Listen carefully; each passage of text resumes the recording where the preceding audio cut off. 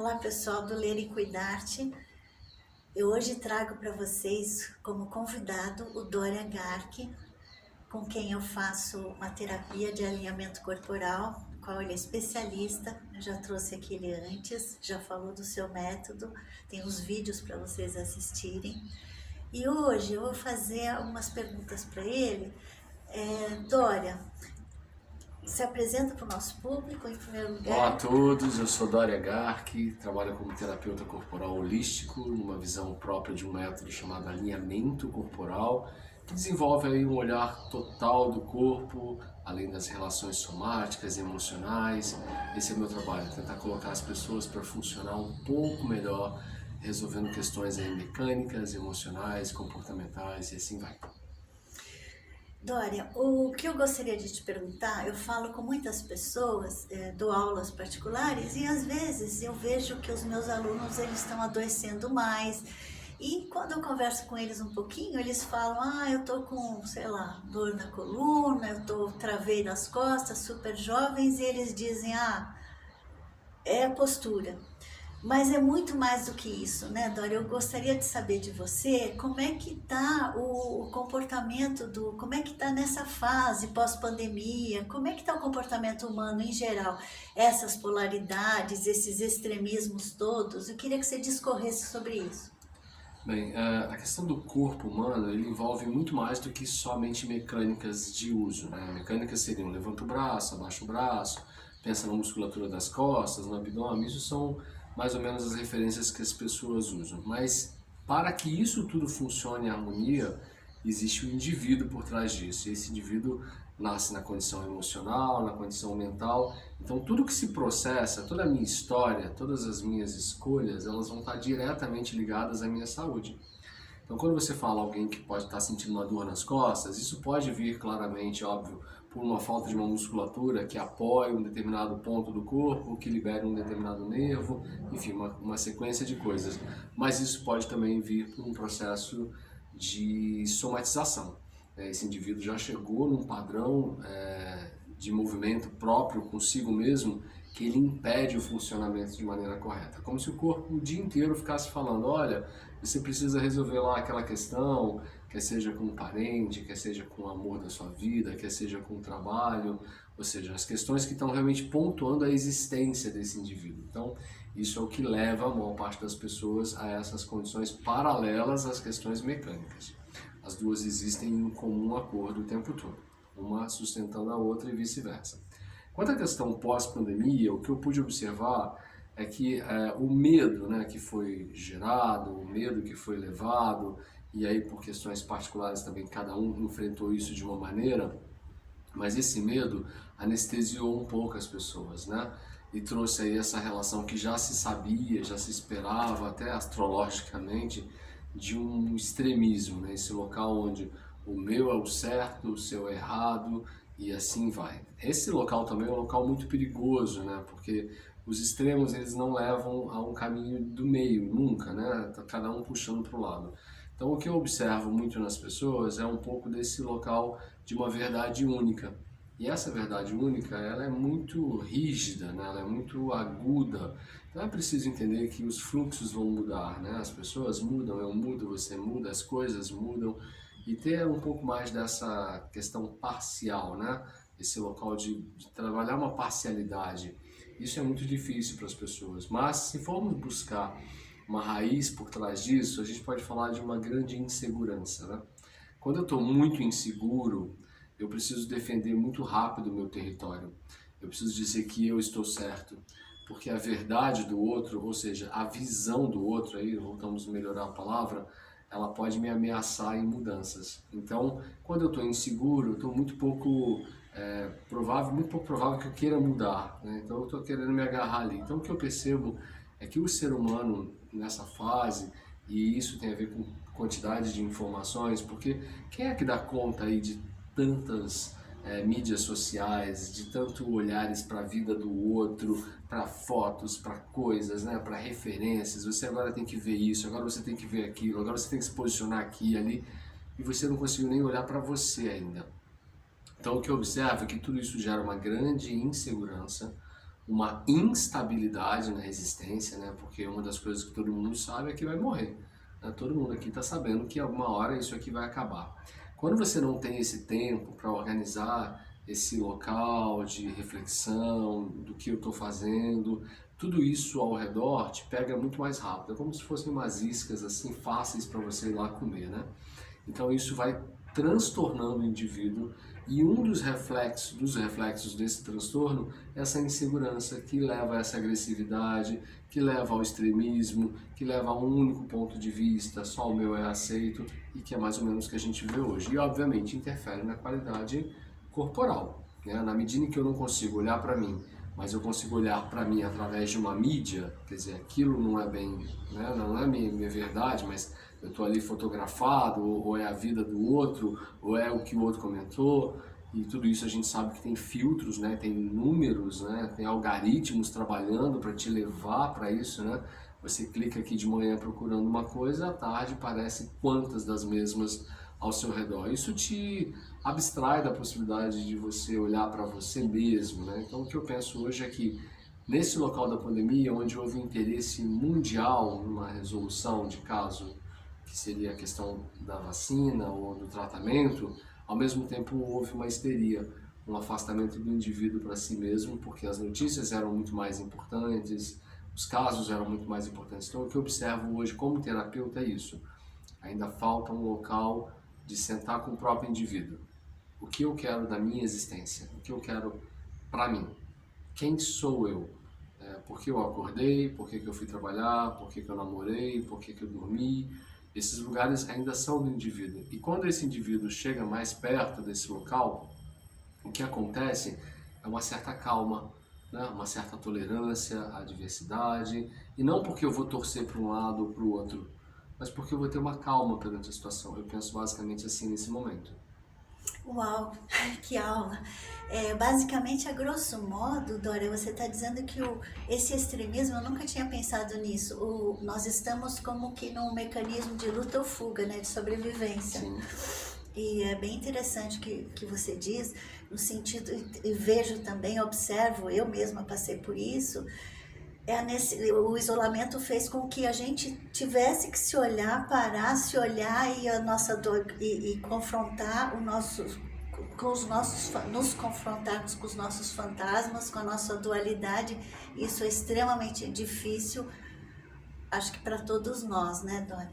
O que você poderia dizer? Eu acho que foi muito rica, a fala dele foi muito interessante e eu gostaria assim que você desse uma mensagem para o público em geral. O que você pensa que nos ajudaria nesse estudo mais integral, corpo, mente, alma, para a gente não adoecer tanto como estamos observando consultórios cheios, farmácias lotadas? O que você poderia nos dizer? Eu penso que quando você se propõe a se conhecer, né, e aí não é conhecer a partir do ego, não é conhecer a partir do seu status social, de quanto profissional você é, de quanto bom marido você é, não é se conhecer nesse sentido, é se conhecer na sua finitude mesmo, né? De que eu comecei, eu tenho um percurso e esse percurso vai ser interrompido, ninguém sabe quando, como. Quando você se dá algum tempo da sua existência para pensar que isso é dessa maneira e vai ser para você, vai ser para mim, vai ser para o que está nascendo agora, né? Isso é o local. Eu acho que acaba virando um convite para você começar a buscar o que realmente é importante para a sua história, né? A sua história é única, a história do outro é a história do outro, as viagens do outro são as viagens do outro, os ganhos, as perdas, a tragédia. Mas quando eu consigo entender isso em mim primeiro, eu acho que isso vai organizando as prateleiras para que você possa realmente aí buscar o que é melhor para o seu corpo. No meu caso, eu trabalho com um método próprio que busca fisiologia, mas enfim, temos milhares de técnicas pelo mundo. Buscar o melhor para sua mente, para sua espiritualidade, porque aí estamos falando também de outro local que não precisa de, sabe, briga e tudo mais. Eu gosto disso, religiosamente isso me interessa, você interessa isso, e esse local do respeito é sempre o melhor, mas principalmente o respeito ao indivíduo. Então, Quando você vai buscar isso a partir da sua unidade, né, e essa unidade comuna com todas as outras unidades, né, aquela velha historinha do grão de areia que faz parte da praia, essa coisa toda, mas é isso mesmo. Né? Eu só vou estar dentro de um local mais organizado quando a minha casa, o meu local está organizado.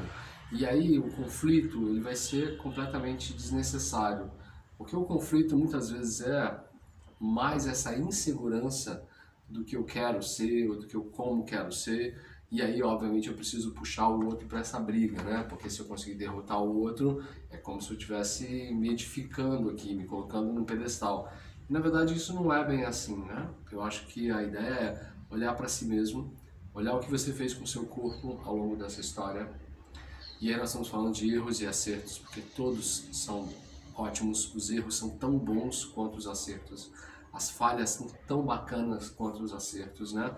E em algum local até mesmo a doença pode ser levada como um local da própria cura. Então é entender essa dualidade como uma dualidade sustentável, né? Ela não é uma dualidade para ser rompida, ela é uma dualidade para ser sustentada.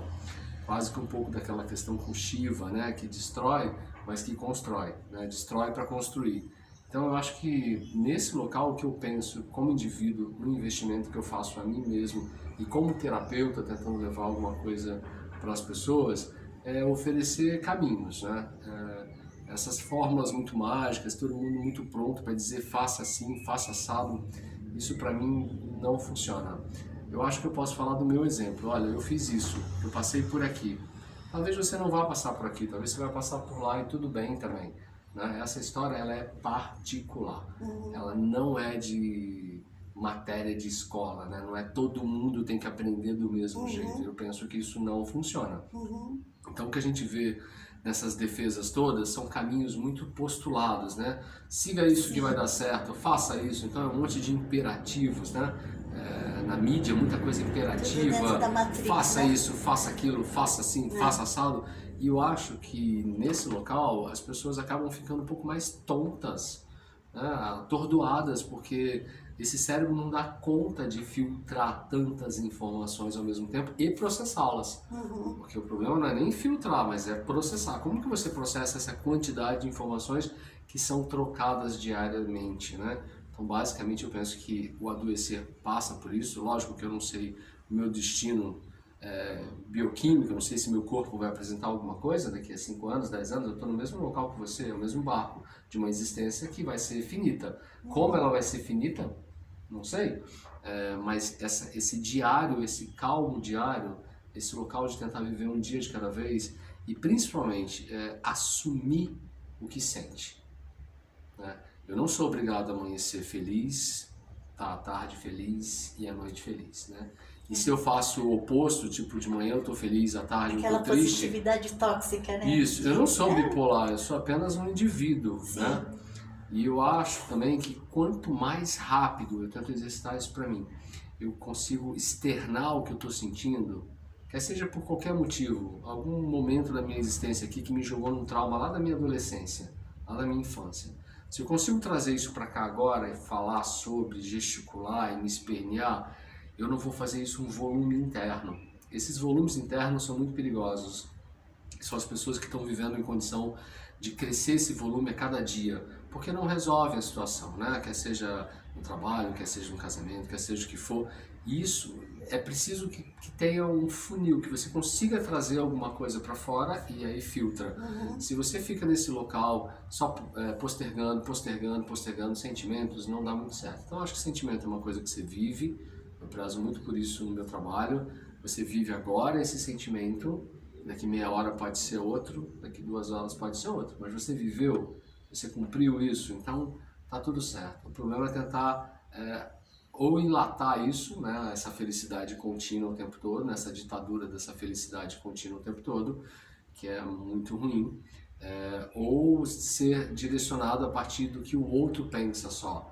Né? Eu acho que tem que ter um local que você pensa, você reflete, você conecta com a sua verdade. Isso para mim, né? E você tenta criar aí o máximo de investigação sobre quanto isso é da minha cultura, alguém me ensinou assim, quanto isso é da minha essência, eu quero fazer assim, mas a cultura está falando assado, mas eu quero fazer assim. Eu acho que isso é o que pode ajudar a achar os caminhos, basicamente assim. Nossa, Dora, muito enriquecedor, muito esclarecedor, acho que muitos pontos para reflexão. Eu agradeço imensamente, foi muito boa a entrevista mesmo. Imagina. Obrigada, tenho certeza Sim. que o nosso público também vai gostar muito e nos vemos em sessão. Muito Sim. obrigada. O que eu só queria deixar complementar é que existe um local desse investimento que é justamente com a cultura, que é o ler mais, é ir mais ao cinema, é ver mais coisas, exposições, museus, galerias, teatro, tudo que você puder trazer que bate em você, né, nesse local de ressonância e te faz refletir um pouco mais, eu acho que isso é o caminho. E tirar um pouco a responsabilidade do outro nesse local do guia, né? Assim, esse local que todo mundo gostaria, do Salvador, né? Salvador é você mesmo, não? Salvador é você com você, né? Não vai vir alguém de fora aqui para salvar. Essa história dessa salvação é um pouco... E aí quando você delega esse poder ao outro, né? Há uma vulnerabilidade muito grande da estrutura, não? Porque aí depende de como esse outro tá. E essas verdades, principalmente na relação de mídia, elas não são muito abertas, né? Você não saber se eu vou sair daqui, sair correndo pro banheiro porque eu tô com uma cólica, eu não vou postar isso. Então esses lugares, né, de fazer uma peneira mesmo, sabe? Olha com mais cautela, para não ficar só no La La Land, né? É um local de muito La La Land, de muita fantasia, né? De muita gente vivendo coisas boas, maravilhosas. Nossa, aí a vida da gente fica até difícil, né? Então acho que é olhar isso e investir nesse processo. E esse processo pode ir desde uma espiritualidade, buscando aí, até essa jornada de culturas que podem te trazer um pouco mais desse autoconhecimento. Eu penso desse jeito, é o que eu uso no meu trabalho, paralelo à parte mecânica que eu faço, mas sempre estar com esse olhar, tem um indivíduo aqui, e eu vou saber muito pouco da história desse indivíduo, por mais que eu observe, eu não vivi o que esse indivíduo viveu. Então tem que ter uma cautela, assim, tem que ter um olhar, sabe, de buscar uma transparência onde quase não tem transparência, né? Porque é a história do outro. E eu acho que é por aí que as coisas podem... Mas do mesmo jeito, isso não é uma solução. Eu não tenho a solução. Acho que não, sabe, não é que façam assim, façam assado, venham aqui, façam aula, não, sem essa conversa, né? Cada um aí vai se fluindo e se permitindo, que é uma outra coisa também que, sem me prolongar, perdão, mas que eu vejo muito. A busca por um profissional e ao mesmo tempo a resistência ao que esse profissional vai te oferecer. Então é meio... tem uma incoerência, né? Vá buscar, quer seja o padre da igreja, quer seja o último dos psicanalistas, quer seja o melhor médico alopata, vá, né? Vá, porque ir para testar a resistência do outro é uma perda de tempo para ambas as partes, né? E isso acontece muito, porque com esse furacão eu não sei em que árvore eu vou me segurar, né? Então eu vou, mas eu não quero segurar nessa porque eu quero estar naquela, e a opinião do outro, e aí essa pulverização impede que esse fluxo aconteça, né? Eu posso estar aqui perante um pajé e ele ser excelente para mim, dependendo do quanto eu estou aberto. E eu posso estar perante um especialista de alta geração em medicina e ele também ser muito bom para mim, dependendo do que eu estou aberto. Agora, se eu tiver resistente, nenhum dos dois vai conseguir muita coisa. Vai ficar um conflito. E os resultados, então, vão ser piores ainda, né? Como a gente vê na farmacologia, basicamente só 30% da medicação tem algum efeito real. O resto é de uma condição ilusória, uma subjetivação, sabe? De placebo. Isso. Então a gente se entende isso dessa outra maneira. Então é importante, eu acho, pensar, vai buscar isso? Busca de coração aberto. Vai para ouvir, vai para observar, vai para se entregar, né? Deixar o outro atuar sobre você dentro desse momento que você permitiu que o outro tenha esse lugar, né? Porque a gente escolhe, eu quero fulano de tal agora para me organizar isso. Eu tenho que estar aberto para isso, né? Porque se eu estou para resistência, aí eu acho que perde-se muito tempo. Basicamente isso. Eu acho que é aquela frase que eu acho que a maioria conhece, que é quando o discípulo está pronto, o mestre aparece, né? Se você não resiste, se entrega ao processo, eu acho que Mas isso eu acho que para tudo na vida, é para né? tudo na vida. E lembrar essa coisa máxima que é, estamos dentro de um local que existe finitude. Sim. Isso aqui acaba. E não adianta fugir para não pensar sobre isso, né? Deixar para baixo do tapete. Eu não vou pensar sobre isso porque isso me dá medo. É isso que vai fazer você agir melhor. Saber que acaba, né? Eu tenho uma brincadeira que eu falo que eu acho que todo mundo tinha que ter direito de morrer uma vez na vida e voltar. Morrer mesmo, sabe? Tipo, Sim. cara, fui ali na padaria, morri. E eu tava voltando para casa. Eu só ia buscar o pão. Como processa isso, né? Tem mais uma chance, né? De de rever. Então, mas isso como a gente não tem, a gente talvez possa exercitar no dia a dia. Sim. Falar, hoje pode ser meu último dia, então como eu faço desse último dia um bom dia, né? Assim, entender disso, né? Basicamente isso. Muito obrigado, desculpa o prolongamento. Muito obrigada. Tchau, pessoal. Muito obrigada.